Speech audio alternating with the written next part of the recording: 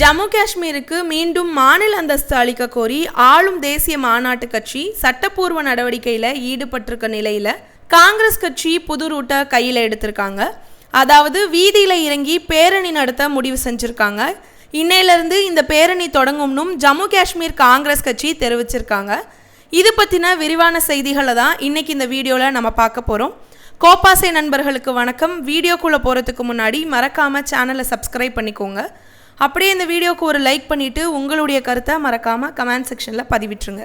ஜம்மு காஷ்மீருக்கு வழங்கப்பட்ட சிறப்பு அந்தஸ்து கடந்த 2019 ஆண்டு ரத்து செய்யப்பட்டுச்சு.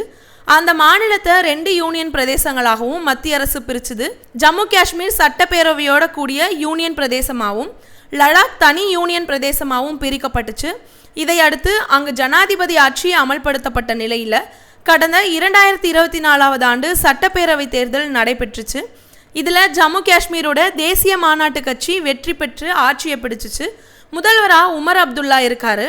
ஜம்மு காஷ்மீருக்கு மாநில அந்தஸ்து மறுபடியும் பெற்று தருவதில் உறுதியாக இருக்கக்கூடிய அந்த கட்சி அதற்கு சட்டப்பூர்வ நடவடிக்கையும் மேற்கொண்டுட்டு இருக்காங்க. அதுபோக ஜம்மு காஷ்மீர் கேபினெட்ல மாநில அந்தஸ்து கோரி தீர்மானமும் போடப்பட்டிருக்கு. இப்படி சட்டப்பூர்வமான நடவடிக்கைகளில் தேசிய மாநாட்டு கட்சி இறங்கி இருக்கக்கூடிய நிலையில காங்கிரஸ் கட்சி வேறு ஒரு திட்டத்தை கையில் எடுத்திருக்கு. அதாவது ஜம்மு காஷ்மீருக்கு மாநில அந்தஸ்து அளிக்க வேணும்னு கோரி தொடர் பேரணி நடத்த முடிவு செய்யப்பட்டிருக்கு. இன்னையில இருந்து தொடர்ந்து 10-15 நாட்கள் தொடர் பேரணியில் ஈடுபடுவோம்னு ஜம்மு காஷ்மீர் காங்கிரஸ் தலைவர் தரியா ஹமீது கர்ரா கூறியிருக்காரு. இந்த பேரணின்றது அமைதியான முறையில் இருக்கும்னும் தனித்துவமான போராட்டமாக இருக்கும்னும் கூறியிருக்காரு. மாநில அந்தஸ்து அளிக்க வேணுன்றதுக்காக பிரதமர் மோடிக்கும் அமித்ஷாவுக்கும் நினைவுபடுத்தக்கூடிய வகையிலான இந்த பேரணி அமையும் அப்படின்னும் அவர் கூறியிருக்காரு. ஜம்மு காஷ்மீரில் தினம் தினம் நடக்கக்கூடிய பிரச்சனைகளை மையப்படுத்தியும் இந்த போராட்டம் நடைபெறும்னு தெரிவிக்கப்பட்டிருக்கு. சோன்மார்க் சுரங்கம் திறக்கக்கூடிய நிகழ்ச்சியின் போது உமர் அப்துல்லா இதை வெளிப்படையாகவே அவருக்கு வலியுறுத்தி இருந்தார். பிரதமர் மோடி இது குறித்து நேரடியாக பதில் எதுவும் அளிக்காம உரிய நேரத்தில் அளிக்கப்படும் அப்படின்னு மட்டும் கூறியிருந்தார்.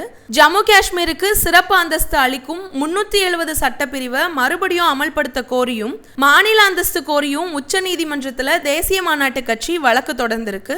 அதே வேளையில காங்கிரஸ் கட்சி வீதியில இறங்கி மக்கள் கிட்ட முன்வைக்க திட்டமிட்டிருக்கு.